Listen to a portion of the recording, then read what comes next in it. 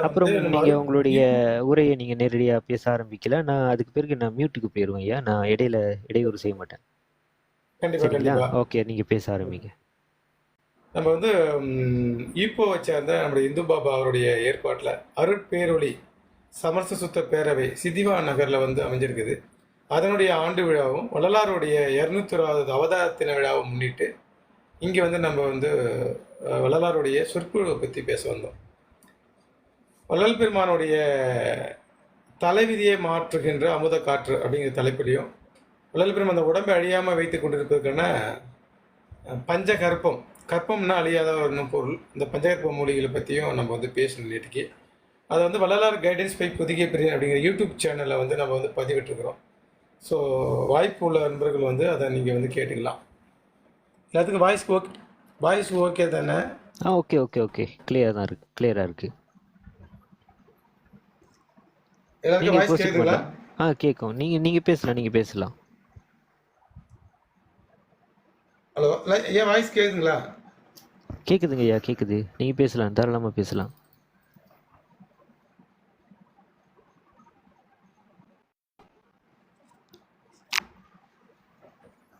ஐயா, நான் பேசுறது இயர்ஃபோன் போட்டிருக்கீங்க போலுக்கு.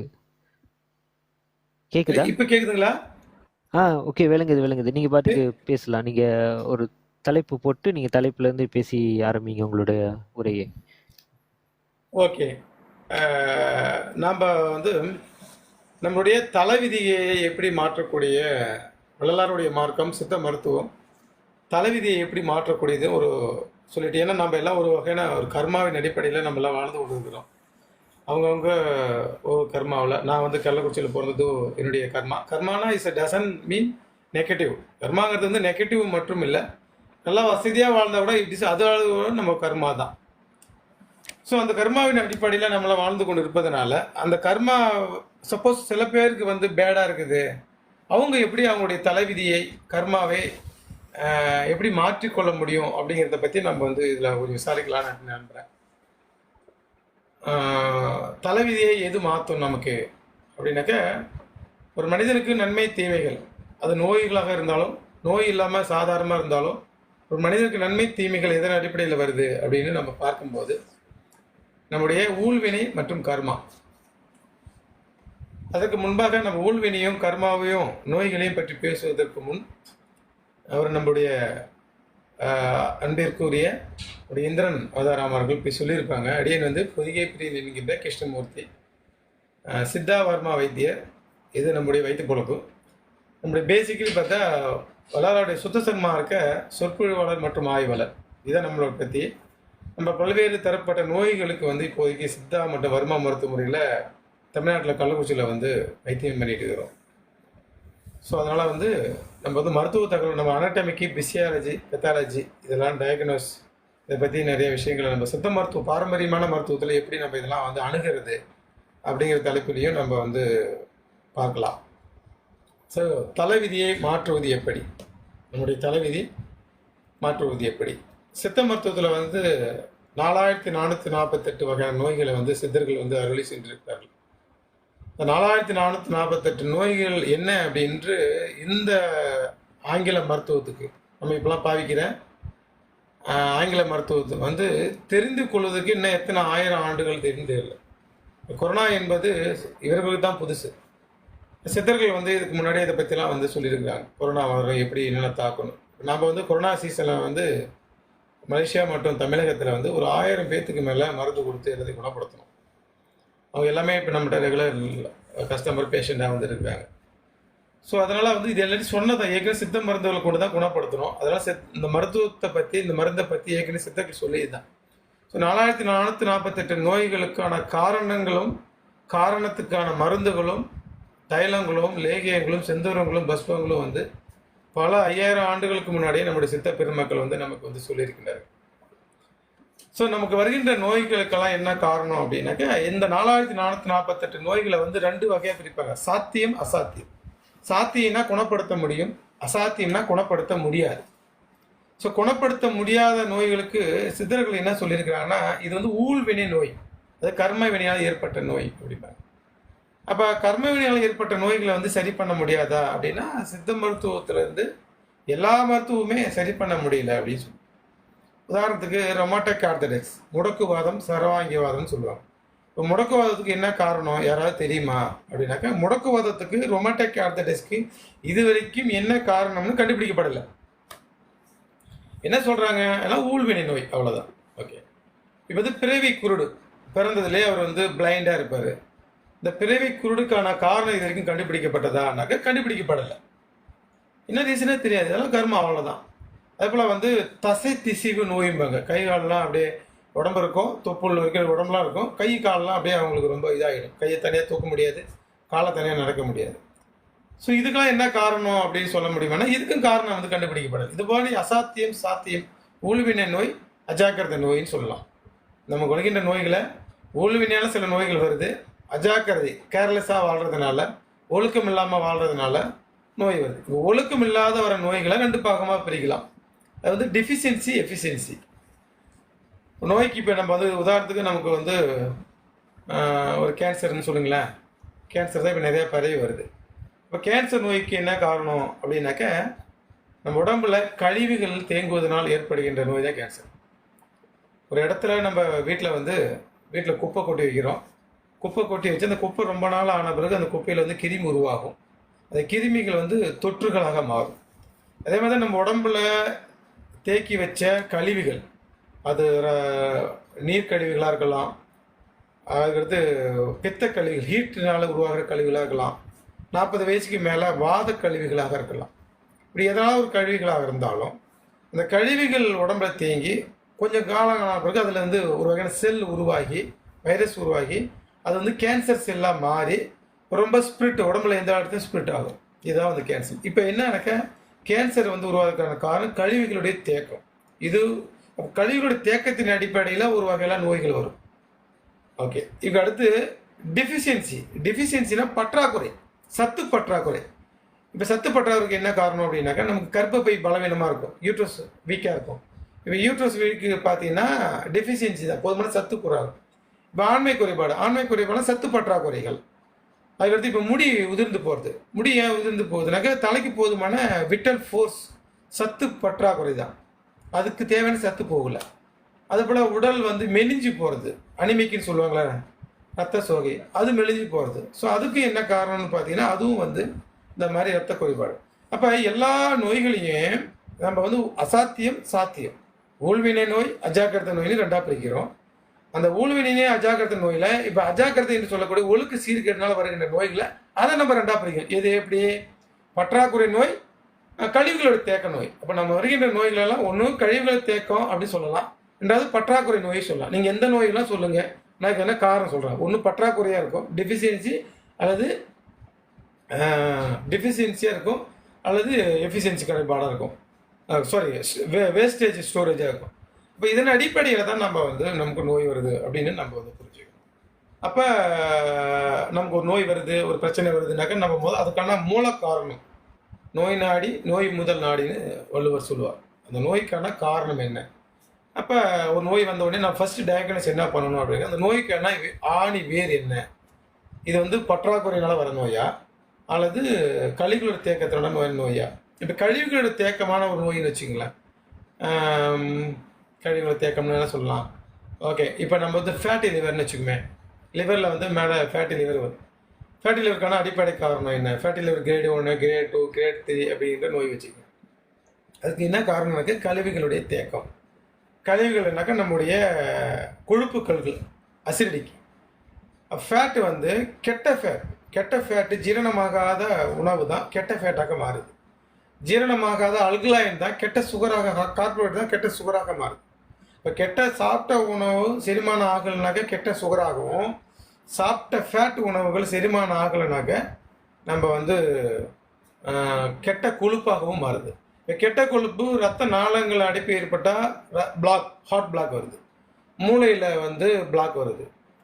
இப்போ அதை தவிர்த்து அது அங்கேயும் அடைப்பு இல்லை, வேறு எங்கே ஸ்டோரேஜ் ஆகும்னா அதுக்கடுத்து ஃபேட்டு லிவரை தான் வந்து தாக்கும், லிவரில் தான் வந்து கொழுப்பாகும். இப்போ லிவரில் அடைச்சிக்கிற கொழுப்புகளை வந்து நம்ம எப்படி இருக்குது, அப்போ கழிவுகள் தேங்கிருச்சு அப்படின்னு நம்ம வந்து புரிஞ்சுக்கணும். ஃபேட்டி லிவராக கழிவுகள் தேங்கும். அடிப்படையில் அகஸ்தியர் குழம்பு அப்படின்னு ஒரு மருந்து இருக்குது. அந்த அகஸ்தியர் குழம்பு எடுத்து சாப்பிட்டா ஒரு 10-15 முறை வந்து பேதி ஆகும். அப்போ கழிவுகளை முதல்ல, ஏன்னா இது கழிவுகளை தேக்கணும்னு நான் சொல்லியிருக்கிறேன். இந்த நோய் வந்தோடனே இந்த நோய்க்கான காரணம் என்ன, அப்போ நம்ம உடம்புல கழிவுகள் தேக்காத லைஃப்பில் பார்த்துக்கணும். இந்த நோய் வந்துச்சுனாக்க ஓகே நம்மளுடைய நோய் வந்துருச்சு, இந்த பிரச்சனை வந்துருச்சுன்னா அப்போ நம்ம இனிமேல் எதிர்காலத்தில் அப்போது கழிவுகள் தேக்காமல் பார்க்கணும். இப்போ கழிவுகள் தேக்காமல் எப்படி பார்த்துக்கொள்வது? கழிவுகளுடைய தேக்கமே நோய், சத்துக்களுடைய பற்றாக்குறைய நோய். 2 விஷயத்தை நம்ம தெளிவாக விளங்கணும். சாத்தியம் தீர்க்கக்கூடிய நோயில் மருந்து கொடுத்து ஒரு நோயை தீர்க்க முடியும். ஆனால் அது 2 காரணம் தான் வருது. என்ன காரணம்? ஒன்று கழிவுகள் வேஸ்ட் உடம்புல செரிமானம் ஆகாத வேஸ்ட் உடம்புல தங்கியிருந்தாலும் நோய் வருது. வீட்டில் குப்பையை வந்து க்ளீன் பண்ணாமல் கூட்டாமல் போட்டுருந்தோன்னா அந்த குப்பை உடம்புல உட்காந்து கிருமி தொற்றுகள் வருது. அதே மாதிரி உடம்புல செரிமானம் ஆகாத கழிவுகளாக இருந்தாலும், கார்போஹைட்ரேட் இருந்தாலும், விட்டமின் மினரல் இருந்தாலும் அது உடம்புல தங்கிக்கிட்டு அது நோயை உற்பத்தி பண்ணும். ஓகே, இப்போ நம்ம கழிவுகளை தேக்கம் நோயினாக்கா நம்ம அடிப்படையாக அந்த கழிவுகளை வெளியே எடுத்துட்டு அதன் பிறகு நம்ம வந்து மருந்து எடுத்தால் சீக்கிரம் குணமாகும். இப்போ கழிவுகளை எப்படி வெளியேற்றுறது அப்படின்னு பார்த்தா, நம்ம சித்த மருத்துவர்கள் வந்து ஒரு வருடத்துக்கு 2 முறை கழிவுகளை தேக்குவதற்கு ஒரு மருந்து சொல்லியிருக்காரு. அதான் பேதி மருந்து. அப்போ பேதி மருந்து எடுப்பதனுடைய விளைவாக நம்முடைய மலக்குடல் சுத்தம் செய்யப்படுது, நம்முடைய கழிவுகள் தேக்க வெளியேற்றப்படுது, நம்முடைய பித்த கழிவுகள் வெளியேற்றப்படுது, நம்முடைய வாத கழிவுகள் கேஸ். இப்போ இந்த வாதம் 84 வகையான வாதம் வருவதற்கான காரணம் வந்து பார்த்தீங்கன்னா வாத கழிவுகள் வாயு. இந்த வாயு என்பது nothing but carbon di oxide. Carbon di oxide தான் சுவாசிக்கிற காற்றானது 10 தசவாயுக்களாக மாறி கடைசியில் கழிவு மலைக்காற்றாக வருது. இந்த மலைக்காற்றுகள் வெளியே தங்கி உள்ளே இருந்துட்டா இதன் விளைவு தான் நமக்கு வாதம் 84 வரும்.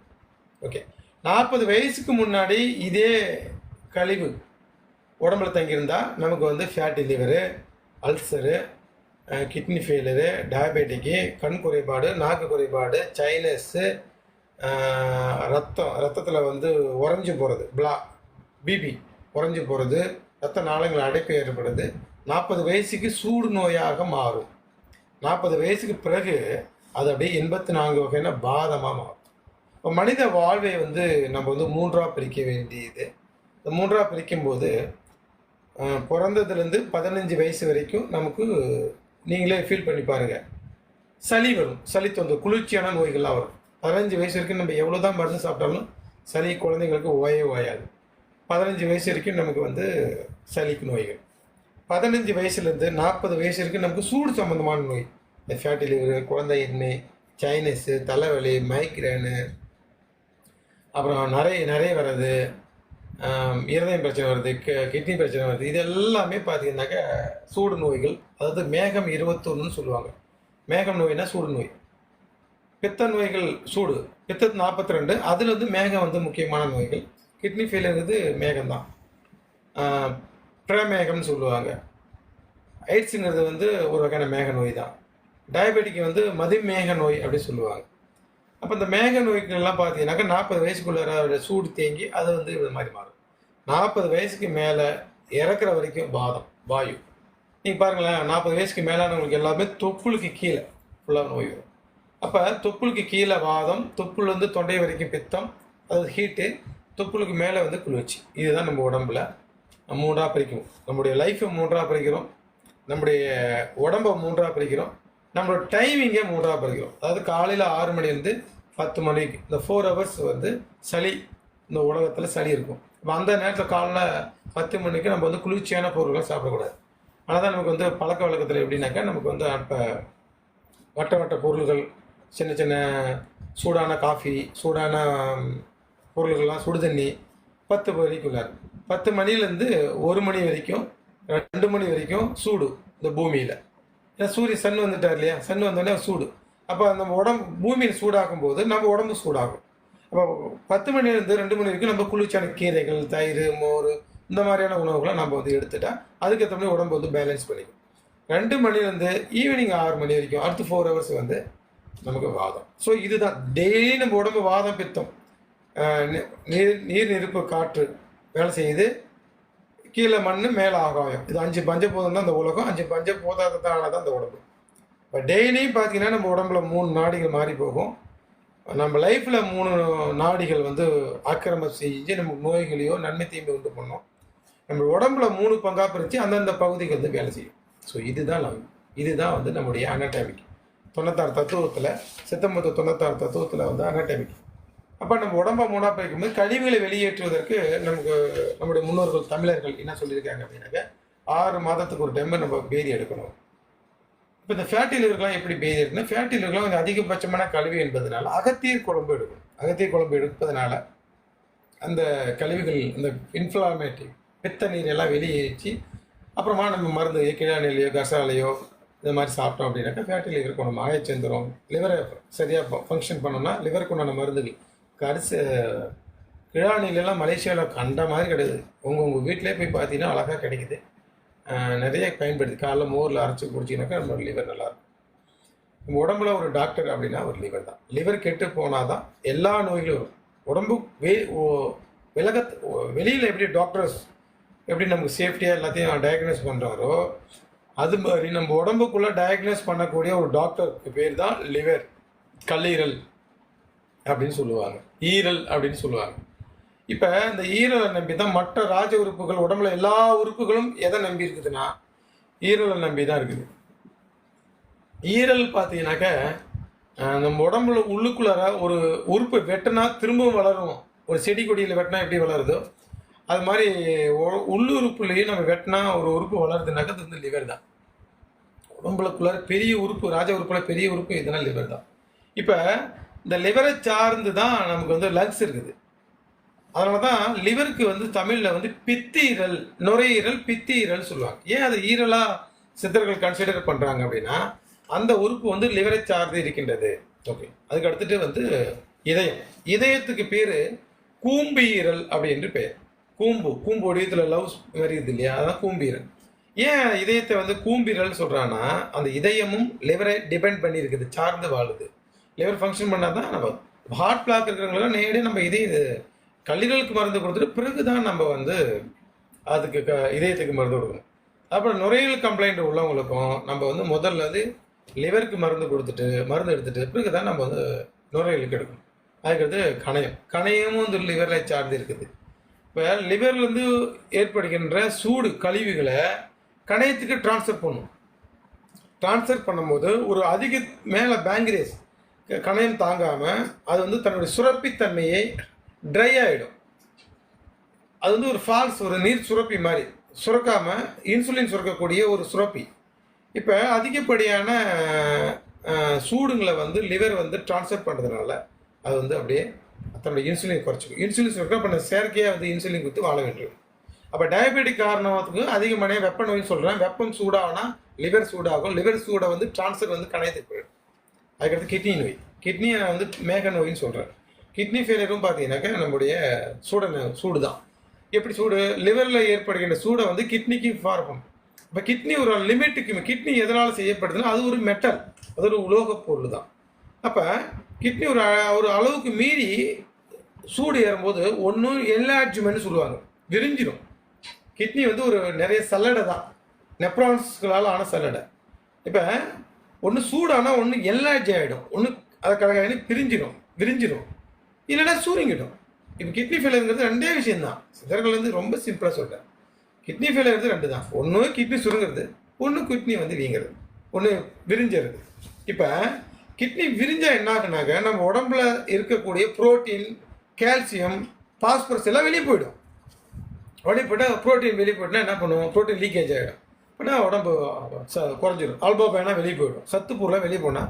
அப்போ ஏன்னா கழிவுகளை கிட்னி எடுத்துக்கிட்டு கிட்னி ஃபில்டர் பண்ணி வெளியேற்றிட்டு மூத்திரமாவோ கிரியேட்டினாவோ யூரியாவோ வெளியேற்றிட்டு மற்ற சத்து பொருள்களை அடுத்த உறுப்புகளுக்கு ரத்தம் போகணும். இப்போ என்ன பண்ணுவோம்? இது வடிகட்டும் போது ரொம்ப பெருசாக ஓட்டாக இருந்ததுனால சத்துலாம் வெளியே போகும். அப்படின்னா என்லார்ஜ்மெண்ட் ஆச்சுனாக்கா சத்துலாம் வெளியே போயிடும். இப்போ கிட்னி வந்து சுருக்கம்னாக்கா சுருங்கி போயிடும். இப்போ சுருங்கி போயிடுச்சுன்னா அந்த மூத்திரம், இந்த சொல்லக்கூடிய யூரியா, கிரியேட்டின் எல்லாம், யூரிக் ஆசிட்லாம் வடிகட்டுனா உடம்புல தங்கிடும். உடம்புல தங்கினா என்ன ஆகுனாக்கா கை காலெலாம் வீங்கிட்டு அந்த தண்ணி என்ன பண்ணும்? நேராக போயிட்டு நுரையீரலில் நீர் கோத்துக்கும். கோத்துனா இப்போலாம் நுரையீரலில் வாட்டர் போட்டு தான் அந்த நீர்லாம் உறிஞ்சிடாங்க. அப்போ ரத்தத்தில் வந்து ஆக்சிஜன் வந்து இல்லாமல் மூத்திரமும் ரத்தமும் கலந்துருக்கிறதுனால எல்லா உறுப்புகளுக்கும் சத்துக்கள் பற்றாக்குறை இருக்கும். அப்போ மூச்சு வாங்கும், உடம்பு வீங்கும், ரத்தம் வந்து செரிமானம் ஆகிடும். இந்த வண்டியில் காடியில் வந்து பெட்ரோல் ஊற்றுறோம், பெட்ரோல் ஊற்றினா ட்ரை நல்லா மின்னாட்டம்லாம் மாற்றும். நம்ம தண்ணியை ஊற்றி பாவிச்சோன்னா தண்ணியை பாவிக்கும்போது ரத்தமாக மாறுமா, பெட்ரோலாக மாறுமானா மாறாது, அது தோக்காயிடும். அதே மாதிரி தான் நம்ம உடம்புலையும். நம்ம உடம்புல சத்து ஆக்சிஜன் வந்து நம்ம ரத்த ஓட்டத்துக்கு சுகரோ அந்த குளுக்கோஸ் வந்து ஸ்டார்ச்சாக மாறிடும் நம்ம வேலை செய்யும்போது. தண்ணி வந்து மாறாது. அதை இப்போ என்ன பண்ணுவோம், கெட்ட ரத்தங்கள் கழிவுகள் மூத்திரம் எல்லாம் இருந்து என்ன பண்ணும், அந்தந்த உறுப்புகளை வந்து பாதிக்கும். இதை தான் நம்ம வந்து கிட்னி ஃபெயிலியர்னு சொல்கிறோம். மூவெல்லாம் வீங்கிக்கும், கைகள்லாம் வீங்கிக்கும். அப்போ இது கழிவுகளை தேக்குகின்ற நோய். அதே அதே ரத்தத்தினுடைய டென்சிட்டி வந்து அதிகப்படுத்தும். எப்படி, செரிமானம் ஆகாத அல்கலைன், செரிமானம் ஆகாத புரோட்டீன், சர்க்கரைன்னு வச்சுக்கேன். இந்த சர்க்கரை நல்ல சர்க்கரை குளுக்கோஸ் வந்து செரிமானம் ஆகிடும். நல்ல சர்க்கரை எப்படி, நல்ல சர்க்கரை கலந்த பிளட் எப்படின்னாக்க நம்ம தண்ணி மாதிரி இருக்கும். இப்போ தண்ணி வந்து ரொம்ப மெல்லிய ரத்த நாளங்கள்லாம் சர்க்குலேஷன் போயிட்டு வரும். நம்ம முடி இருக்குதுல்ல, இந்த முடியோட டென்சிட்டி எவ்வளோ சைஸு, ரொம்ப மெல்லிசான சைஸ் இல்லையா, அதில் 1/6 உள்ள சைஸு வந்து நம்ம உள்ளுக்குள்ளே அந்த ரத்த நாளங்கள் இருக்குது. இந்த முடியை விட ரொம்ப மென்மையான இடங்கள். இப்போ அந்த இடத்துக்குலாம் பிளட் சர்க்குலேஷன் அப்படியே போயிட்டு வரும். அந்த இடத்துக்குலாம் பிளட் சர்க்குலேஷன் வந்து போயிட்டு வரும். இப்போ செரிமானம் ஆகாத சுகர், கெட்ட சுகர்னு வச்சுக்கோங்க, கெட்ட குளுக்கோஸ் ரத்தத்தில் இருந்தால் ரத்தம் வந்து விளக்கணுன்னு சொல்லுவாங்களே, எண்ணெய் ரொம்ப அதோட டென்சிட்டி ரொம்ப மொத்தமாகிடும். மொத்தமாகமானா அது சர்க்குலேட், அந்த சின்ன மெல்லி நுண்குழாய்கள்லாம் போயிட்டு சர்க்குலேஷன் ஆகி வராது. இதுதான் காரணம். கெட்ட சுகர் உள்ளவங்களுக்கு ஏன் கைகாலெலாம் கண்ணு மரத்து போகுது, ஆண்மை கோளாறு வருது, காலெலாம் சத்து போகாமல் காலெலாம் நஞ்சு புண்ணாகி போகுது, இல்லை வெட்டி போடுறாங்க அப்படின்னா, அந்த காலுக்கு வர சர்க்குலேஷன், 400 வர சர்க்குலேஷன், கண்ணுக்கு வர அந்த நர்வஸ் எல்லாம் வெரி வெரி வெரி சென்சிட்டிவான ரொம்ப மென்மையான நர்வஸ். அந்த ரத்த நாளங்களில் சத்து போய் வராது. அதுக்காகத்தான் நமக்கு வந்து ரத்தத்தினுடைய டென்சிட்டியை வந்து குறைக்கணும். ரத்த டென்சிட்டி குறைக்கணும்னா அது செரிமானான கார்போஹைட்ரேட் இருந்தால் தான் குறைஞ்சிரும். இப்போ செரிமானம் ஆகாத ரத்தத்தை எடுத்து என்ன டெஸ்ட் பண்ணுறாங்க அப்படின்னு பார்த்தீங்கன்னாக்கா, குளுக்கோஸ் ரத்தம் எந்த அளவுக்கு மொத்தமாக இருக்குது, ஒரு அளவுக்கு மீறி தான். நம்ம தமிழகத்தில் ஒரு 1 டன் 100 எவ்வளோ 180 1 டன் வரைக்கும் பெட்வீன் இதுக்குள்ளே இருந்தால் தான் அது வந்து சர்க்குலேஷன் சரியான சர்க்கிள். கொஞ்சம் கூடிச்சுனாக்கா ரத்தம் ரொம்ப தடிப்பாகிடும், சர்க்குலேஷன் ஆக பிளாக் ஆகிடும். இதை தான் வந்து நம்ம வந்து சர்க்கரை நோய் அப்படின்னு சொல்கிறோம். செரிமான குறைபாடு சர்க்கரை நோய். இதெல்லாம் என்ன காரணம்னாக்க, கழிவுகள் உடம்புல தேங்கிறதுனால தான் நமக்கு இல்லை. அப்போ 6 மாதத்துக்கு ஒரு முறை நம்ம வந்து வேதி மருந்து எடுப்பதனால உடம்புல கழிவுகளை ஏற்றிக்கொள்ளலாம், கழிவுகளை சுத்தப்படுத்தி கொள்ளலாம். இப்போ 6 மாதம் வேதி மருந்து எடுப்பது, அகத்தியர் குழம்போ கடுகு ரோகிணியோ இல்லை முருக்கன் விதை மாத்திரையோ இல்லை நேர்வாளம் கலந்த எந்த மாத்திரையாக இருந்தாலும் நம்முடைய மலக்குடலை சுத்தப்படுத்தக்கூடிய, மலக்குடல் இருக்கிற கழிவுகளை வெளியேற்றும். ஸோ அதனால் நமக்கு வாத தொந்தரவுகள் வராமல் தடுக்கலாம்.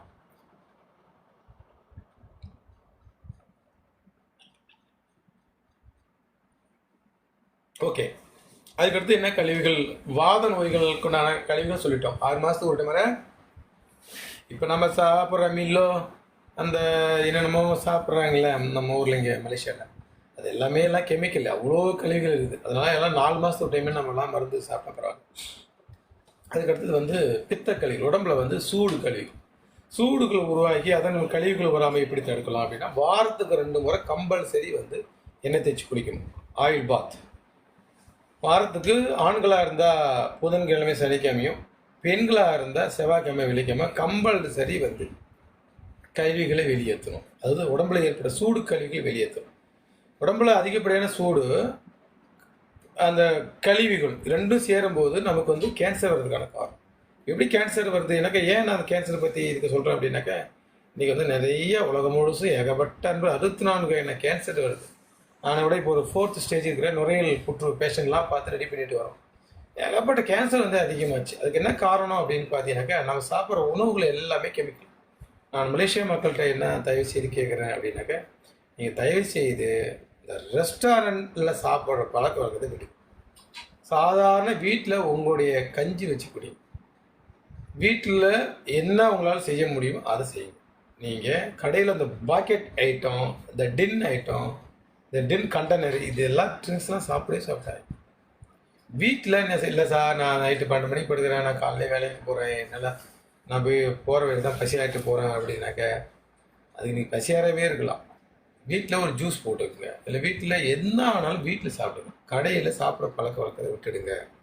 நீங்கள் கடையில் ஹோட்டலில் சாப்பிட்ற வரைக்கும், ஹோட்டல்லாம் இங்கே ரெஸ்டாரண்ட் இல்லை, ரெஸ்டாரண்ட் சாப்பிட்ற வரைக்கும் நீங்கள் ஆரோக்கியம் உங்களுக்கு எட்டாக்கடையாக மாறிடும். வீட்டில் தயவுசெய்து வீட்டில் சாப்பிடுங்க. ரெஸ்டாரண்ட்டே இருக்கக்கூடாது. வீட்டில் சாப்பிட தான் உங்கள் ஆரோக்கியம். ஏன்னா அந்த சுவைக்காக அவன் பண்ணுறது என்னென்ன கெமிக்கல், அஜினோமோட்டோ, அது இது நிறைய விஷயங்கள் வந்து போடுறான். அதனால் வந்து கெமிக்கல் உணவு. ரெண்டாவது அவன் மனநிலை, சீனனாக இருக்கட்டும், இல்லை மலாய் மக்களாக இருக்கட்டும், தமிழ் மக்களாக இருக்கட்டும், அவங்க வீட்டில் சண்டை பிரச்சனை, இப்படி எவ்வளோ விஷயங்கள் வந்து நடக்கும். அதெல்லாம் அந்த அந்த வைப்ரேஷன், அந்த எண்ணெய் அலைகளோடு, அந்த ஒரு சிந்தனையோடு அவன் சமைப்பான். வீட்டில் கொண்டாடி திட்டுறா, அப்படி இப்படி காசு இல்லை, அது என்ன பண்ணுறது போதும், அந்த ஒரு எண்ணத்தை நினச்சிட்டு சமைப்பான். அதுபோல் கவன பண்ண சரியில்லை, அப்படி நெகட்டிவ் சிந்தனைகளோடு அவன் சமைக்கும்போது அந்த உணவுகளில் அந்த சத்து, அந்த வைப்ரேஷன் வந்து உணவுகளை மாறும். ஓகே, இப்போ நம்ம வீட்டில் ஒய்ஃபோ இல்லை பிள்ளைங்களோ சமைக்கும்போது நம்ம அப்பா நம்ம அம்மா அப்படிங்கிற அந்த அந்த ஒரு எல்லாம் நல்லா இருக்கணும், அந்த உணவு அப்படி அந்த வீட்டில் அந்த எண்ணங்களோடு சமைக்கும்போது அந்த உணவுக்கு வந்து சக்திகள் கூடுது. இந்த பாசிட்டிவ் வைப்ரேஷன் வந்து அந்த உணவுக்கு வந்து கிடைக்கும். அந்த உணவுகளில் அன்பு ஆரோக்கியம் கலந்துருக்கு. இப்போ நாம் கெமிக்கல் போட மாட்டோம், அஜினோமோட்டோ போட மாட்டோம், நம்ம எல்லாம் ஒவ்வொரு காயாக போட்டு போடுறோம். அதனால் அதை நீங்கள் சாப்பிடும்போது ஈஸியாக அந்த கேன்சர்லேருந்து விடுபடலாம். நான் வந்து இது ஒரு எச்சரிக்கைன்னு கூட நீங்கள் நினச்சிக்க. தயவு செய்து வீட்டில் ஹோட்டலில் சாப்பிடுங்க, உங்கள் வீட்டில் சாப்பிடுங்க.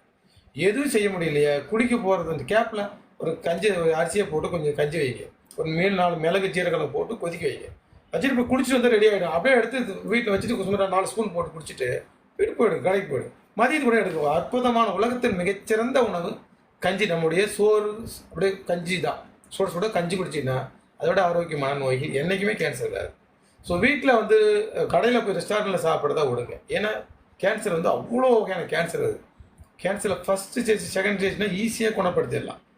நீங்கள் 3rd 4thலாம் போனால் நம்ம மருந்தை விட அது வேகமாக பரவும். அதனால் ரெஸ்டாரண்ட்டில் சாப்பிட்றத விட்டுடுங்க. இந்த மில்லோ கலக்கிறேன், அந்த பவுடர் கலக்கிறேன், இந்த பவுடர் கலக்கிறேன் விட்டுடுங்க. அதெல்லாம் தேவையே கிடையாது. அதெல்லாம் என்னென்னா எவன் என்னென்ன கலந்துக்கிறான்னு தெரியாது. அதெல்லாம் நாம்ளே வீட்டில் அரிசி கடையில் மெட்டீரியல் வாங்கிட்டாங்க, வந்து வீட்டில் செய்யுங்க. அதனால் கேன்சர் வரும். ஸோ கேன்சர் வர்றதுக்கான காரணம் என்னன்னாக்கா, இந்த கெமிக்கல்லாம் சாப்பிட்றதுனால இந்த கெமிக்கல் எல்லாம் அங்கங்கே சூடாகி, சூட்லேயும் நமக்கு வந்து கிருமிகள் உருவாது. அதிகப்படியான உஷ்ணம், அதிகப்படியான கெமிக்கல்ஸ் கலந்து அந்த கெமிக்கல் வந்து ஒரு வகையான கிருமிகளை சூடை உற்பத்தி பண்ணி நமக்கு வந்து நிறைய கேன்சர் வருது. ஸோ அதனால் வந்து அந்த கேன்சர்லாம் வராமல் இருக்கணும் அப்படின்னாக்கா, வாரத்தில் 2 நாள் எண்ணெய் தேய்ச்சி குடிக்கணும். சரி சார், எண்ணெய் தேய்ச்சி குடிக்கலாம், நல்ல எண்ணெய் தேய்ச்சி குடிக்கலாம், பொன்னாங்கண்ணி எண்ணெய் தேய்ச்சி குடிக்கலாம், பிரம்மி தைலம் தேய்ச்சி குடிக்கலாம், கரிசலாங்கண்ணி எண்ணெய் தேய்ச்சி குடிக்கலாம். இன்னும் நிறைய எண்ணெய்கள் தேய்ச்சி குடிக்கலாம். தைலத்தை காலத்தில் அதிகாலையில் சூரியன் வர்றதுக்கு முன்னாடி ஒரு 100 ml எண்ணெயை லைட்டாக சூடு பண்ணி, அதை லைட்டாக சூடு ஆறினோடனே உடம்பு முழுக்க தேய்ச்சிட்டு நல்லா தலையிலேருந்து உச்சாங்காலேருந்து உள்ளாங்கால் கால்லேருந்து தேய்க்க ஆரம்பிக்கணும். காலில் அந்த நகங்கள்லாம் எண்ணெய் தொட்டு வைக்கணும். ஏன்னா அந்த நகம்லாம் வந்து நகைக்கண்ணு சொல்லுவாங்க. நம்ம கண்ணு மாதிரி நம்ம கை கால் 20 விரல் 10 கால்கள் 10 நகங்கள்லாம் கண்ணு மாதிரி. அப்போ அதுக்கெல்லாம் நம்ம வந்து டாட்டாக எண்ணெய் வைக்கணும். அப்புறம் நகைக்கண்ணுங்கள்லாம் நல்லா குளிர்ச்சியாக இருக்கும். நகம் பார்த்தீங்கன்னா இந்த மாதிரி குளிர்ச்சி நல்லா ரெட்டிஷாக அழகாக இருக்கும். வெளுத்து போகக்கூடாது, கருத்து போகக்கூடாது. அவங்களாம் எண்ணெய் வச்சு கால்லேருந்து தேய்ச்சிட்டே வந்து தலையில் வைக்கும் உஷ்ணம் வரும். இப்போ தலைக்கு தேய்க்கும் போது அந்த உஷ்ணம்லாம் வெளியே வரும். ஸோ வாரத்துக்கு 2 நாள் நம்ம வந்து எண்ணெய் தேய்ச்சி குளிப்பதுனால உடம்புல இருக்கிற சூடு கழிவுகளை ஏற்றலாம். சார் எண்ணெய் தேய்ச்சி குளிப்புனா வேறு என்னென்ன நன்மைகள்? கண் பார்வை தெளிவாகும். தமிழ்நாட்டிலாம் சில பேர் இப்போ எல்லாம் நார்மல் மக்கள் இல்லை, முன்னெல்லாம் பார்த்தீங்கன்னா 90 வயசு 80 வயசுலையுமே கண்ணாடி போட மாட்டேன், சாகிற வரைக்குமே கண்ணாடியே வர மாட்டேன். இப்போல்லாம் அப்புறம் அங்கேயெல்லாம் ஃபோனை அதையெல்லாம் பார்த்து உடம்புக்கு எடுத்துக்கிறாங்க. ரொம்ப பழைய மக்கள்லாம் பார்த்தீங்கன்னாக்கா எதையும் பயன்படுத்தாமல் 80-70 வயசு தாண்டி கண்ணாடி போடலாமல் வாழ்கிறாங்க. ஸோ கண் பார்வை தெளிவாகும். உடம்புல வந்து ஸ்கின் கம்ப்ளைண்ட் வராது. ஸ்கின்னில் அந்த சூட்டெல்லாம் வெளியே ஆக்கிறதுனால நமக்கு வந்து ஸ்கின் கம்ப்ளைண்ட் என்றைக்குமே வராது. உடம்போட முகப்பொழிவாக இருக்கும். உடம்பு வந்து இளமையை வந்து பராமரிக்கப்படும். உடலில் இருக்கிற இளமையை வந்து பராமரிக்கப்படும். உடம்புல இருக்கிற விட்டல் ஃபோர்ஸ், உயிராற்றல் வந்து சூடுனால செத்து போயிடும். அதனால் உயிராற்றல் வந்து எண்ணெய் தேய்ச்சி குளிப்பினா பராமரிக்கப்படுது. அதுக்கடுத்து உடம்புல சூட்டை குறைப்பதனால செரிமானத்தன்மை கூடும். நல்லா செரிமானம் சாப்பிட்டா தான் செரிமானம் ஆகும். உடம்புல வெட்ட சூடு அதிகமாச்சுன்னா செரிமானம் ஆகாது. அப்போ செரிமானம் ஆகலாம் என்ன ஆகும்? நோய் வரும். அப்போ செரிமானத்தன்மை கூடும். செரிமானம் ஆகாத, நான் ஏற்கனவே சொன்னேன், செரிமானம் ஆகாத அசிடிட்டிக் என்ன ஆகுது? கெட்ட கொழுப்பாக மாறுது. செரிமானம் ஆகாத அல்கலாயின் என்ன மாறுது? கெட்ட சுகராக மாறுது. இப்போ கெட்ட சுகராக மாறினா டயபெட்டிக் பேஷண்டாக மாறுறான். கெட்ட கொழுப்பாக மாறினா அவன் வந்து ஹார்ட் பிளாக், இருதய பிரச்சனை பேஷண்டாக மாறுறாங்க. ஸோ அதனால் இதெல்லாம் எண்ணெய் தேய்ச்சி குளிப்பதில்லை. இதை எண்ணெய் தேய்ச்சி குளிச்சிங்கன்னா உங்களுக்கு எதிர்காலத்தில் இருதய நோய் வராது. எழுதி வைத்துக் கொள்ளுங்கள். எண்ணெய் தேய்ச்சி குளிச்சுன்னா எதிர்காலத்தில் சர்க்கரை நோய் வராது. எழுதி வைத்துக் கொள்ளுங்கள். நோட்டிட். எண்ணெய் தேய்ச்சி குளிச்சிங்கன்னா எதிர்காலத்தில் வந்து கிட்னி ஃபெயிலியர் வராது. போதாதுங்களா? அந்த 3 நோய் வராமல் இருந்தால் போதுமே. ஓகே. ஸோ இந்த மாதிரி ஏகப்பட்ட பெனிஃபிட் சொல்லலாம். நான் எண்ணெய் தேய்ச்சி குளிக்கிற அன்னைக்கு நம்முடைய எண்ணெய் தேய்ச்சிட்ட உடனே நம்முடைய முடி கண் வயிறாக உடம்புக்குள்ளார எண்ணெய் போயிட்டு இந்த 9 வாசல்கள் வழியாக அந்த வெப்பம் ஏறிக்கிட்டே வெளியேற்றிட்டே இருக்கும். ஹீட் ஆகிட்டே இருக்கும். அப்போ ஹீட் ஆகும்போது நம்ம கண்ணை தூங்கக்கூடாது. தூக்கம் ஒரு உடம்புல ஹீட்லாம் வெளியேறணும்னா நம்ம ரிலாக்ஸாக நம்ம வந்து தூங்குவோம். அதனால் தூங்காமல் கண்ணை பகலில் முடிச்சுக்கணும். நைட்டில் தூங்கிக்கலாம். ஏன்னா அந்த சூடெலாம் ஒரு 5-6 மணி நேரத்தில் வெளியே ஏறிட்டே இருக்கும். அதனால் எண்ணெய் தேய்ச்சி குளிக்கிற அன்றைக்கி தூங்கக்கூடாது. எண்ணெய் தேய்ச்சி குளிக்கிற அன்றைக்கி மோர், தயிர் இது போல் குளிர்ச்சியான பதார்த்தங்கள் வந்து சாப்பிடக்கூடாது. எண்ணெய் தேய்ச்சி குளிக்கிற அன்றைக்கி நம்ம என்ன செய்யணும் அப்படின்னாக்க, பகல் தூக்கம் கூடாது, மோர் தயிர் கூடாது, இளநீர் குடிக்கூடாது, பழஜூர் குடிக்காது, தாம்பத்தியம் வச்சுக்கூடாது. ஏன்னா சூடெல்லாம் நம்முடைய ஆணுறுப்பு வழியாக வெளியேறும். அதனால் வந்து அது சூடு ஏற்றுவதுனால அதையும் நம்ம வந்து செய்யக்கூடாது. ஸோ இது எண்ணெய் தேய்ச்சி குளிப்பதனால ஏற்படப்படும். நாம் என்ன சொல்லணும், இன்னும் கொஞ்சம் அட்வான்ஸாக இப்போ நம்ம சூடு எண்ணெய் தேய்ச்சி குளித்தாலுமே சூடு போகாத அளவுக்கு நமக்கு உடல் சூடு, மனசூடு, tension, commitment, we run for money, commercial life இதெல்லாம் சேர்ந்து நம்ம எல்லாம் வந்து வாழ்கிறதுனால நமக்கு இன்னும் ரொம்ப சூடு அதிகமாகுது. அதனால் நாம் என்ன ரெக்கமெண்ட் பண்ணுறோன்னா, வாரத்தில் ஒரு நாள் வந்து பஞ்சகற்பம் குளிங்க. புதன்கிழமை பஞ்சகற்பம் குளிங்க, சனிக்கிழமை வந்து எண்ணெய் தேய்ச்சி குளிங்க. இந்த பஞ்சகற்பம்னா என்ன அப்படின்னாக்கா, பஞ்சகற்பம் வந்து 1000 நன்மைகள். உடம்புல இருக்கிற ஹீட்டெல்லாம் வெளியேற்றக்கூடியது. ஹீட்டு மட்டும் இல்லை, நெகட்டிவ் வைப்ரேஷன்லாம் வெளியேற்றக்கூடியது. உடம்புல இருக்கிற நெகட்டிவ் வைப்ரேஷன்லாம் வெளியேற்றக்கூடியது. நெகட்டிவ் வைப்ரேஷன் என்ன? நிறைய பேர்த்த நம்ம வந்து சீன மக்கள், மலாய மக்களை பார்க்குறோம். அவங்க வந்து நம்மளை ஏதோ பொறாமை குணத்தோடையோ, ஏதோ ஒரு எதிரி மாதிரியோ, ஏதாவது ஒரு விதத்தில் அவங்க வந்து நம்மளை பாவிக்கலாம். இப்போ அந்த எண்ணங்கள் எல்லாம் நம்மளை தாக்கும். ஊரில் ஒரு பழமொழி சொல்லுவாங்க, கண்ணடிக்கு தப்பினாலும் தப்பிடலாம், ஆனால் கல்லால் அடித்தா கூட நம்ம எஸ்கேப் ஆகிடலாம். ஆனால் நம்ம கண்ணால் பார்த்தாங்கன்னா அதுக்கு நம்ம எஸ்கேப் ஆக முடியாது. அப்போ அந்த கண்ணுலேருந்து பார்க்குற பார்வை வந்து அப்படியே போட்டு தாக்கிடும். இப்போ அந்த பயிரில் விவசாயம் பண்ணுவாங்களா, அந்த விவசாய இடத்துல போயிட்டு ஒருத்தன் விவசாய காட்டில் வந்து நல்லா விளைஞ்சிருச்சு, நல்லா சூப்பராக பயிர் இருந்துருச்சு அப்படின்னாக்க, ஐயோ இந்த காட்டில் இவ்வளோ விளைஞ்சிருச்சு அப்படின்னு பொறாமை குணத்தோடு பார்த்தானாக்க ஒரு மாதத்தில் அந்த பயிரெல்லாம் காஞ்சி போயிடும். இதைத்தான் சொல்லுவாங்க, அவங்க கண்ணு வச்சா வந்து கண்ணு பட போகுது அப்படின்னு சொல்கிறது இதுதான். அப்போ அந்த மாதிரி விஷயங்களை நம்ம தாக்கும்போது அந்த சூடு, அது ஒரு கையில் சூடு தான். நெகட்டிவ் வைப்ரேஷன்ங்கிறது ஒரு கையில் சூடு தான். அந்த சூட்டை கூட நம்முடைய பஞ்சகற்பம் வெளியேது. பார்த்துக்கணும். இப்போ பஞ்சகற்பம் ஏன் நம்ம எண்ணெய் தேய்ச்சி குளிக்கிறத விட பஞ்சகற்பம் ஏன் தேய்ச்சி குளிக்கிறேன்னாக்க இதுதான் சொல்கிறேன். போகர் 7000 போகர் வந்து வாரத்துக்கு ஒரு முறை வந்து எண்ணெய் தேய்ச்சி குளிங்கன்னு சொல்கிறார். வள்ளலார் வந்து வாரத்துக்கு ஒரு முறை எண்ணெய் தேய்ச்சி குளிக்கிறார். அப்போ நம்ம ஒரு எண்ணங்கள், நம்ம ஒரு விஷயத்தை நினைக்கிறோம், அதை ஃபாலோ பண்ணணும்னாக்கா நம்ம உடல் சூடு இருக்கணும். உடம்புல சூடு இருந்தால், அந்த சூடு இருந்தால், அதிகப்படியான உஷ்ணம் இருந்தால் நமக்கு வந்து இந்த எண்ணெய் வந்து ஒரு பரபரப்பாக, பதட்டமாக, ஒரு சுறுசுறுப்பாக, ஒரு அப்படியே தான் ஒரு பதட்டமாகவே இருக்கும் எப்பயுமே. உடம்பு குளிர்ச்சியாக இருந்தால் ரிலாக்ஸாக சொல்லுப்பா செய்யலாம். ஓ அப்படியா, சரி லெட் மீ சி பார்க்கலாமே, இந்த மாதிரியான விஷயங்கள் நம்ம வந்து சொல்ல முடியும். அப்போ உடல் சூடு இருந்தால் நமக்கு அந்த மாதிரி எண்ணங்களாக வராது. ஸோ இந்த பஞ்சகற்பம் குளிப்பதனால உடல் சூடு வந்து குறையும். உடல் சூடு குறையதுனால நான் ஏற்கனவே சொன்ன மாதிரி நல்லா ஜீரணமாகும், இருதய பிரச்சனை வராது, நுரையீரல் பிரச்சனை, நுரையீரலில் கோத்துக்கிற நீர் இந்த பஞ்சகற்பம் வந்து வெளியே எடுக்கும். பஞ்சகற்பம் குளிப்பதனால தலையில் வந்து பொடுகு வராது. பஞ்சகற்பம் குளிப்பதனால தலையில் இருக்கிற அந்த முடிக்கு சத்து கடிச்சு, சூடு தான் தலைக்கேறும். உனக்கு பித்தம் தலைக்கீர் அடிச்சிடா அப்படின்னு சொல்லுவாங்க. அப்போ அந்த பித்தத்தெல்லாம் சூடெலாம் வெளியேற்றுறதுனால நமக்கு முடி நல்லா செலுத்தி வளரும். சீக்கிரமாக நரைச்சி போகாது, நிறைய வராது. உடம்புல நல்லா இந்த இடத்துல வர நோய்கள் பார்த்தீங்கன்னா, சைனஸு சூட்னால வருது, அல்சர் நாக்கில் சூட்னால வருது, கண் பார்வையில் கேட்ராக் வருது சூட்னால வருது, காது கேளாமைக்கு சூட்னால வருது, உடம்பு இப்போ மூளையில் போய் அதிக சூடு ஏறி பைத்தியம் ஆகிறது சூடுனால வருது. அப்போ நீங்கள் பஞ்சகற்பம் வாரத்தை ஒரு நாள் தேய்ச்சி குளிப்பேன், இந்த நோய்கள் எல்லாமே இல்லாமல். சுகர் பேஷண்ட்டுக்கு உடலில் நோய் சூடு அதிகமானால் சுகர் அளவு வந்து கூட்டிகிட்டே இருக்கும். அதனால் அவங்களும் இந்த பஞ்சகற்பம் ரெகுலராக குளித்தா சூடாகாது. ஃபேட்டி லிவருக்கு பஞ்சகற்பம் வாரத்தை ஒரு நாள் குளித்தா ஃபேட்டி லிவர் வராது, கிட்னி ஃபெயிலியர் வராது. இந்த மாதிரி நிறைய நோய்கள் வந்து 1000 நன்மைகளை நம்ம வந்து சொல்ல முடியும். ஒரு உடம்புல சில பேர் அனீமிக்கே தேராமல் இருப்பாங்க, இந்த சூடு போயிட்டு உருக்கிடும். சூடு உருக்கிட்டால் அவங்களுக்கு வந்து உடல் தேராமல் இருப்பாங்க. அதுக்கே வந்து இந்த பஞ்சகற்பம் வந்து மிக அற்புதமான அருமையான ஒரு நோய். ஸோ வாரத்தை ஒரு நாள் எண்ணெய் தேய்ச்சி குளிங்க, வாரத்தை ஒரு நாள் பஞ்சகற்பம், இது 2 குளிப்பதனால உடம்புல இருக்கிற சூடு நோய்களை நம்ம வந்து வெளியேற்றோம். ஓகே, அதுக்கடுத்து வந்து குளிர்ச்சி, உடம்பை எப்படி குளிர்ச்சிப்படுத்தலாம். குளிர்ச்சிக்கு என்ன படுத்தினாக்க நம்ம வந்து வாழை செய்யணும். வாழைனாக்க கரிசாலை நெய் அப்படின்னு ஒரு இருக்குது. கரிசாலையும் கரிசலாங்கண்ணியோட சாறு அடித்து போட்டு அதுக்கு சமமாக வந்து நெய் சேர்த்து ரெண்டையும் காய்ச்சி எடுத்தால் கரிசாலை நெய். இந்த கரிசாலை நெய் தொட்டுட்டு உள்ள அண்ணாக்கு வர்மம் இருக்குது. அந்த அண்ணாக்கு வர்மத்தில் தேய்க்க தேய்க்க நம்முடைய புருவ மத்தி வர்மங்கள் ஆக்டிவேட் ஆகும். புருவ மத்தி ஆக்டிவேட் இப்போ பொட்டு வைக்கிறதுக்கு என்ன காரணங்கள் என்னன்னாக்கா, பொட்டு வைக்க அழுத்தழுத்த இந்த பொட்டு வைக்கிற இடம் திளத்த காலம் வர்மம்.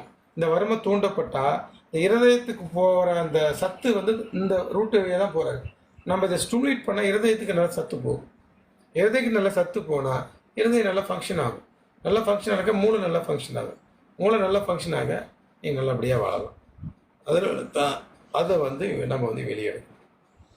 ஸோ தினசரி காலையில் அதிகாலையில் கரிசாலை நெய் தொட்டு இருப்பதுனால நம்ம உடம்புல இந்த கபக்கழிவுகள் சளியெல்லாம் நூலாக வரும். கரிசாலை போட்டு தேய்ப்பும் போது கண்ணிலேருந்து தண்ணி வரும். வாழை நூலாக வரும்.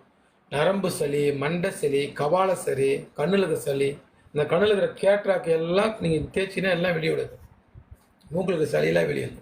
ஆனால் எல்லா வர்மங்களுக்கும் மத்தியமான வர்மம் வந்து அண்ணாக்கு வர்மம். இந்த அண்ணாக்கு வர்மம் ஸ்டோலிட் பண்ணும்போது எந்த இடத்துல சளி இருந்தாலும் இழுத்துட்டு வெளியே வந்து இழுத்து வந்து வாயினால் சளியா இல்லை நூலா அப்படி தேய்ச்சிட்டு கொஞ்சம் நிறுத்தினா நூலா வரும். ஸோ இப்படி தான் நம்ம வந்து கபக்கழிவுகளை வச்சு தேய்க்கணும். ரெண்டாவது வந்து நம்ம வந்து ஆடத்தோட மணப்பாக சாப்பிட்டா உடம்புல இருக்கிற கழிவுகள் வந்து வெளியேறும். சூட்னா அதாவது சளி கழிவுகள். அதுக்கடுத்து எண்ணெய் தேய்ச்சி குளிக்கிறனாலே சளி வந்து 2 விதத்துலாம் உருவாது. ஒன்று குளிர்ச்சினால் சளி உருவாது. ரெண்டாவது வந்து அதிகப்படி உஷ்ணாயின்னு நமக்கு வந்து சளி உருவாகும். சூடு சளி சொல்லுவாங்க. எண்ணெய் தேய்ச்சி குளிக்கும் போது சூடு குறைஞ்சினா நமக்கு சளி உருவாகுது. ஆஸ்துமா பேஷண்ட்டு, சைனீஸ் பேஷண்ட்டுக்கெல்லாம் வந்து நம்ம வந்து பீனிசு தைலம், சைனீஸ் தைலம்னு கொடுக்கணும். அதை தேய்ச்சி குளிச்சு உடம்பு குளிர்ச்சிப்படுத்தினா வராது. ஆஸ்துமாவே ஒரு வகையான உடம்பு சூடு தான். சூடுனால குளிர்ச்சி உருவாகி அது வந்து நுரையில் வந்து பார்த்துக்குது. ஸோ வேலை செய்வதனால நமக்கு வந்து கப கழிவுகள் எல்லாம் வெளியேறும். அதுபோல் மிளகு, சுக்கு மிளகு, திரிகடுக்கு நம்ம வந்து கொஞ்சம் கொஞ்சமாக சாப்பிட்டு வந்தனால நமக்கு வந்து இந்த கப கழிவுகள். இப்போ நான் ஏற்கனவே சொன்ன மாதிரி கழிவுகளுடைய தேக்கம் தான் நோய். அப்போ எந்த மாதிரி கழிவுனா இந்த 3 வகையான கழிவு தான் நம்ம உடம்புல வந்து தேங்குது. ஒன்று சளி கழிவுகள், ஒன்று சூடு கழிவுகள், 3வது வாத கழிவுகள். இந்த 3 கழிவுகளின் ஏற்படுகின்ற நோய்களும் அது எப்படி அந்த கழிவுகளை வெளியேற்றக்கூடிய என்பதை நம்ம வந்து பார்த்தோம். ஓகே, இப்போ இந்த 4448 நோய்களுக்கு வந்து வாதம், பித்த, சிலத்துவம் என்று 3 அடிப்படையிலும் இந்த 3 வந்து தினசரி 3 நாடுகள் தினசரி எப்படி இந்த 3 நாடுகள் மாறி மாறி ஓடுது. இந்த 3 நாடுகளுக்கான ஃபஸ்ட்டில் காரணம் வந்து நம்ம நோய்களை எப்படி உற்பத்தி பண்ணுறது. இந்த 3 நாடுகள்னாக்க ஒன்று கழிவுகளை தேக்கம், ரெண்டாவது வந்து டெஃபிஷியன்சி சத்துக்கள் பற்றாக்குறை. இது 2 விதத்தினால நமக்கு வந்து நோய் வருதுன்னு பார்த்தோம். ஸோ இந்த கழிவுகளை வெளியேற்றுவதற்கான முறைகளை 3 முறைகளை நம்ம வந்து சொன்னோம், எப்படி இந்த கழிவுகளை வெளியேற்றுறது அப்படின்னு.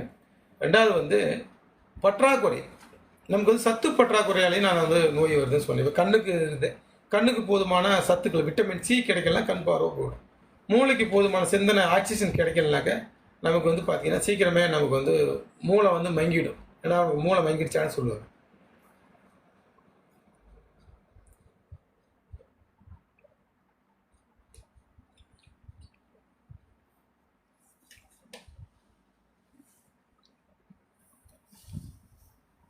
ஸோ சத்துக்கள் பற்றாக்குறை எப்படி நம்ம வந்து சரி செய்வது அப்படிங்கிறத பார்க்கலாம்.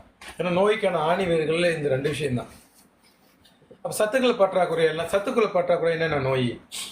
இப்போ வந்து யூட்ரஸ் வீக்கி, கர்ப்பப்பை பலவீனம், கருமுட்டை வெடிக்காதது பெண்களுக்கு, கர்ப்பப்பையில் வந்து புண்ணு ஆகிறது, பெரும்பாடு ஓவர் ப்ளீடிங் ஆகிறது, இல்லை இர்ரெகுலர் பீரியட்ஸ், இந்த மாதிரி கம்ப்ளைண்ட்.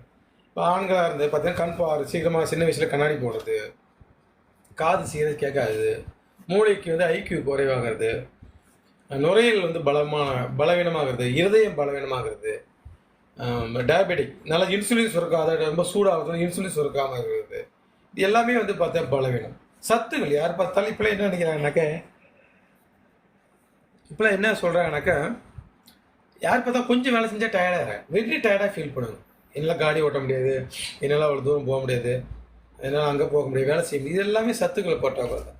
சத்துக்களுக்கு என்ன காரணம் தான், நம்ம உடம்புல வந்து 60% வந்து அல்கலாய் 60% வந்து அசிடிக். இதுதான் நம்ம உடம்புடைய அனாட்டமிக். இப்போ நம்ம என்ன பண்ணுறோம் அப்படின்னாக்க, இப்போ சாப்பிட்ற உணவுகள் அசிடிக்கான உணவுகள் இருக்கும். காலைல மில்லோ குடிக்கிறது, பால் சாப்பிட்றது, டீ காஃபி குடிக்கிறது, இட்லி தோசை சாப்பிட்றது, இந்த மாதிரியான ஆயில் கண்டென்ட் விட்டு அது புளிப்பு ஆஃப்டர் டைஜஷன் அது வந்து புளிப்பு உணவாக மாறிடும்.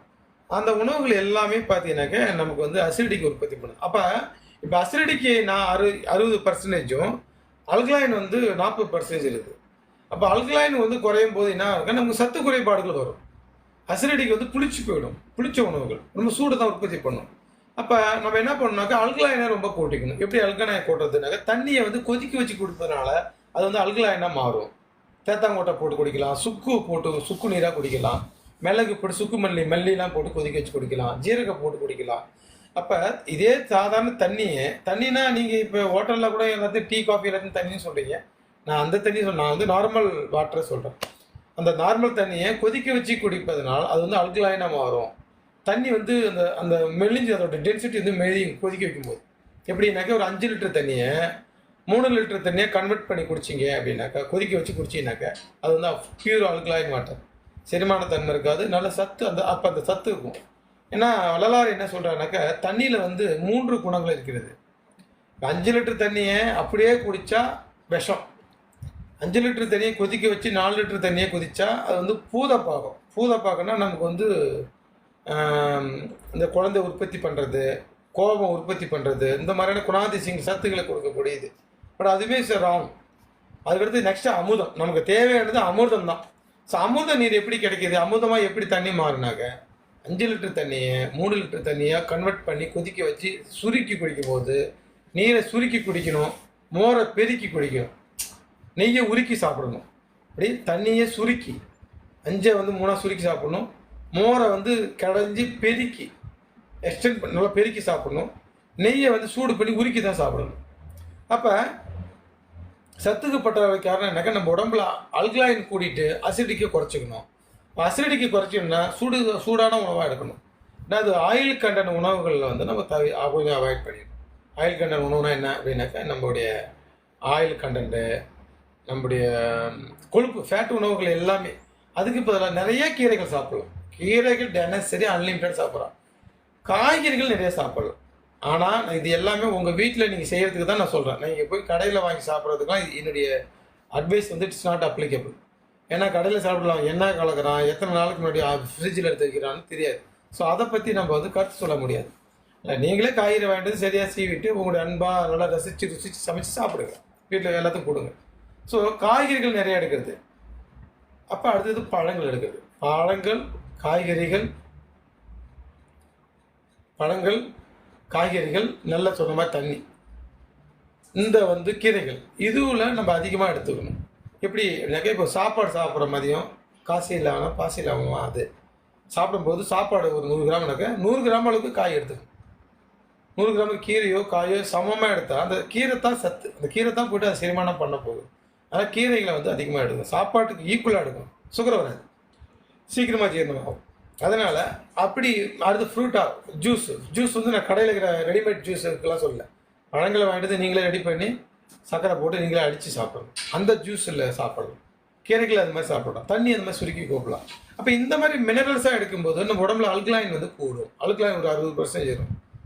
அசிடிக் வந்து குறைஞ்சிடும். இந்த மாதிரியான உணவு சிஸ்டமேட்டிக்கை நீங்கள் வந்து உங்களை அமைச்சு கொள்ளுங்கள். உங்கள் வாழ்வியல் முறைகளை, உங்களுடைய உணவு பழக்க வழக்கங்களை நீங்கள் அது மாதிரி சமைச்சிக்கோங்க. இந்த இட்லி தோசை சாப்பிட்றது, பரோட்டா சாப்பிட்றது, இதெல்லாம் நம்ம தமிழர்களுடைய உணவே இல்லை. அந்த மாதிரி நம்ம லைஃப் ஸ்டைல் அப்படியே கிடையாது. அதனால் வந்து எப்போ இட்லி தோசைலாம் எனக்கு எப்போயோ ஆடி மாதத்துக்கு ஒரு டைமு, பொங்கலுக்கு ஒரு டைமு, இப்படி தான் நம்மலாம் உணவு சாப்பிட்டுருந்தோம். இட்லிலாம் இப்போ பார்த்தீங்கன்னா வாரம் இட்லி, வாரம் தோசை, வாரம் பூரி. ஸோ இதெல்லாம் நம்முடைய உணவு இல்லை. உணவுகள் கம்மங்கூழ், கூழ் வகைகள், அதுக்கடுத்து அரிசிகள், சின்ன அரிசிகள், சிறுதானியங்கள் சொல்லுவாங்க, இல்லை சாதாரண நெல்லரிசி.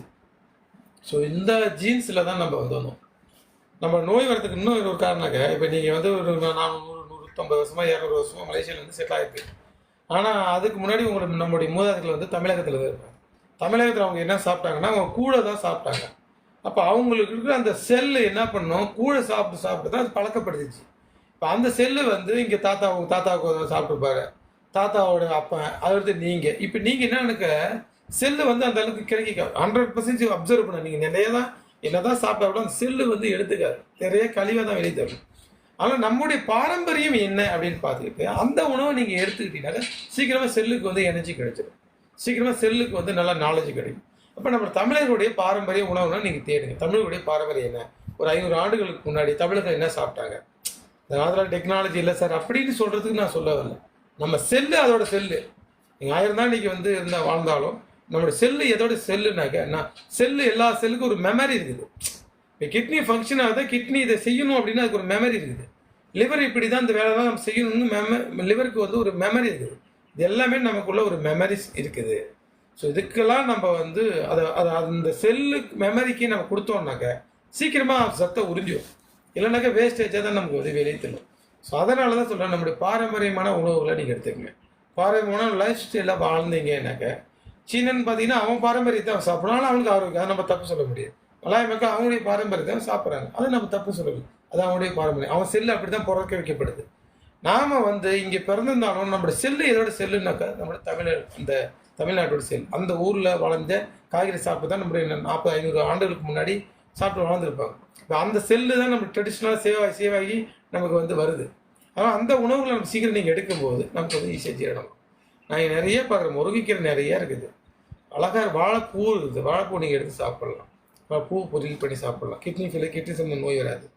நீங்கள் நிறைய பிரச்சனை, நிறைய நோய்கள், நிறைய பிரச்சனைகளுக்கு நம்ம பக்கத்திலே நம்ம வீட்டு தோட்டத்திலே இருக்கிற உணவுகளே நமக்கு நிறைய மருந்தாக மாறும். ஸோ அதனால் வந்து நீங்கள் சத்தான பொருள், இந்த மாதிரி தான் சத்தான பொருள். சாப்பிடக்கூடாதது சாப்பிடக்கூடியது இதை மாதிரி நீங்கள் எடுத்து பிஸ்கெட்டு, இந்த பன்னு, ரொட்டி, இந்த மாதிரி கடையில் பொருளாக விட்டுட்டு ஃப்ரெஷ்ஷாக காய்கறி வாங்கிட்டு வந்து நீங்கள் சமைச்சிங்க. ஃப்ரெஷ்ஷாக வாங்கிட்டு வந்து நீங்கள் வீட்டில் செய்யுங்க. முறுக்கு எல்லாமே நீங்களே செய்யுங்க. ஹோட்டல் உணவுகளில் சத்து கிடையாது. டேஸ்ட் இருக்குது, சத்து இல்லை. நம்ம வீட்டில் சாப்பிட்ற உணவுகளில் டேஸ்ட் இல்லை, ஆனால் சத்து அதிகம். அப்போ நமக்கு சத்து வேணுமா டேஸ்ட் வேணுமான்னு நீங்கள் தான் முடிவு பண்ணணும். டேஸ்ட்டு மட்டும் சாப்பிட்டுக்கிட்டா லைஃப் இருக்காது. சத்தை மட்டும் சாப்பிட்டுக்கிட்டா லைஃப் இருக்கும்.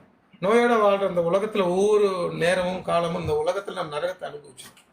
உங்களுடைய முதல் மனைவி, முதல் பிள்ளை, முதல் ஹஸ்பண்ட், உங்களுடைய முதல் நண்பர்கள் யார் அப்படின்னாக்க உங்களுடைய ஆரோக்கியம் தான். உங்களுடைய ஆரோக்கியம் மட்டும்தான் உங்களுக்கு அது காரணம். அப்போ நம்முடைய மனைவிக்கு, பிள்ளைங்களுக்கு, நம்முடைய தாய் தந்தைக்கு எவ்வளோ இம்பார்ட்டன்ஸ் கொடுப்போமோ அந்த இம்பார்ட்டன்ஸ் வந்து நீங்கள் வந்து உங்களோட ஹெல்த்துக்கு கொடுக்கணும். உங்களோட ஆரோக்கியத்துக்கு கொடுத்தா மட்டும்தான் நீங்கள், ஏன்னா நீங்கள் ஹெல்த்தியாக இருந்தீங்கன்னா அவங்கள எல்லாத்தையும் நீங்கள் நல்லபடியாக பார்த்துக்கலாம். நீங்கள் ஹெல்த்தியாக இல்லாமல் நீங்கள் எவ்வளோ பாசம் வச்சு எவ்வளோ அட்ராக்ஷனாக இருந்தால் என்ன வாட் இஸ் யூஸ்?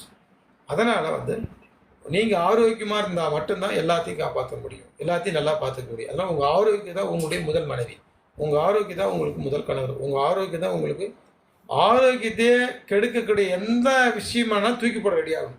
அது வேலையாக இருந்தாலும் எந்த விஷயமா இருந்தாலும் கண்டிப்பாக நம்ம ஆரோக்கியத்தை ஒரு விஷயம் கெடுக்குது, ஆரோக்கியத்தை ஒரு விஷயம் தடுக்குதுன்னாக்க அந்த விஷயத்தை தூக்கி போடுங்க, மாற்றுங்க, லைஃப் ஸ்டைலை மாற்றுங்க. வேலைங்கிறது எதுக்கு தெரியுங்களா? நம்ம ஒரு வயிற்று வாழ்கிறதுக்கு, உணவு சாப்பிட்றதுக்கு போய் தான் வேலை.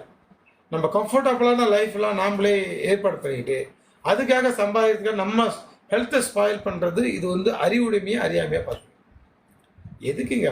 What is mean life? பிறந்துட்டோம், சாக ஒரு டைம் ஒரு 100 ஆண்டுகள், 100 ஆண்டு வரைக்கும் இந்த உடம்பை வச்சுக்கணும். உடம்பு கொடுத்து கடவுள் கொடுத்துட்டு செஞ்சு கொடுத்துட்டாரு. இந்த உடம்பு நல்ல ஆரோக்கியமான உணவுகளை கொடுத்து இந்த உடம்புக்கு எது இதெல்லாம் தீமை செய்யுமோ அந்த செய்கையெல்லாம் விட்டுடணும். தண்ணி அடிக்கிறது, தம் அடிக்கிறது, ஆட்டம் போடுறது, நைட்டு ஃபுல்லாக உட்காந்து பார்க்குறது. ஏன் நைட்லாம் தூங்க முடியாதீங்க?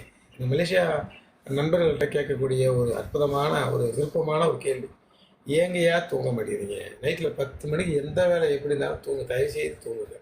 10 மணிக்கு லிவர் டைமு. நீங்கள் லிவர் 10 மணிக்கு மேலே தூண்டினா லிவர் சூடாகிடும், ஃபேட்டி லிவர் ஆகிடும். நான் ஏற்கனவே சொன்னேன், லிவர் தான் எல்லா உறுப்புகளுக்கும் காரணம். நீங்கள் தூங்குவதனால மட்டும்தான் உங்கள் லிவர் சூடாகும். ஸோ தூங்க குளிர்ச்சி ஆகும். நீங்கள் தூங்கலை, 10 மணிக்கு மேலே தூங்கலை, கஷ்டம்தான் லைஃபு. 10 to 5 வரைக்கும் கம்பல்சரி தூங்குங்க. தூங்கலாம் உடம்பு சூடாகிடும். நீங்கள் தூங்காமல் இருந்தாவே பல நோய்களுக்கான காரணம். தூக்கத்தில் பல உடம்பு செல்லுலாம் புதுப்பிக்கப்படுது, உடம்பு வந்து சுத்திகரிக்கப்படுது. அதில் 10 மணிக்கு அப்படி என்னைக்காச்சும் ஃபோனை தூக்கி போட்டுட்டு நீங்கள் மட்டும் படுங்க. இரவில் 6 மணிக்கு மேலே ஃபோனை பார்க்காதீங்க. இரவில் 6 மணிக்கு உங்கள் வேலையை செஞ்சுட்டு புத்தகங்கள் படிக்க ஆரம்பிச்சிங்க.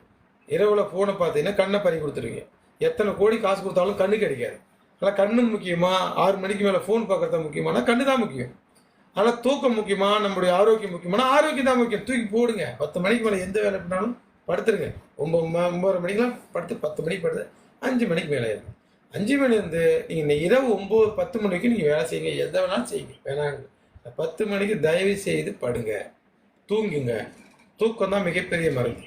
10 மணிக்கு கம்பல்சரி வந்து தூங்குங்க. அதனால் வந்து இந்த மாதிரி நல்லா தூங்குவதனாலையும் நல்லா செய்வதனாலையும் நமக்கு வந்து உடம்புக்கு சத்து சூடு குறைஞ்சி சத்து ஏற்படும். இப்போ நிறையா இதையும் உள்ளனாக்க அமுக்குரா சூரணங்கள், சுக்கு பொடிகள் சாப்பிடலாம். சுக்கு சம்மந்தமான மருந்துகள், மிளகு டயர்டாக இருந்துச்சுன்னா மிளகு சாப்பிடுங்க, மிளகு உணவில் எடுத்துக்கங்க. இந்த மாதிரி நார்மலாக இந்த மாதிரி நமக்கு உங்கள் ஊரில் என்ன ஃப்ரெஷ்ஷாக கிடைக்குதோ நீங்களே எடுத்துகிட்டு செஞ்சு சாப்பிடுங்க.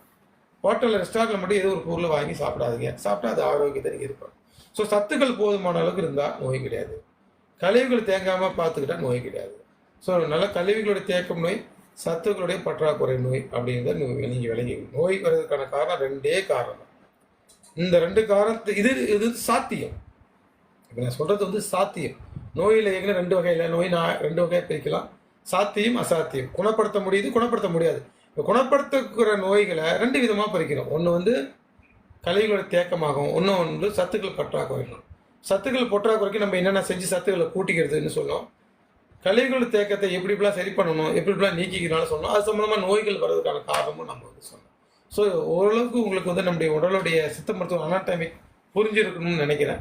ஏதாவது கேள்விகள் இதோட நம்ம வந்து நிறைய செய்யலாம். ஏன்னா ஒரே டைமில் நிறைய பேசினாலும் போர் ஆகிடும். ஏன்னா இது வந்து பயங்கர அனாட்டமிக்கான பாடங்கள், அனாட்டமிக்கான விஷயங்கள்.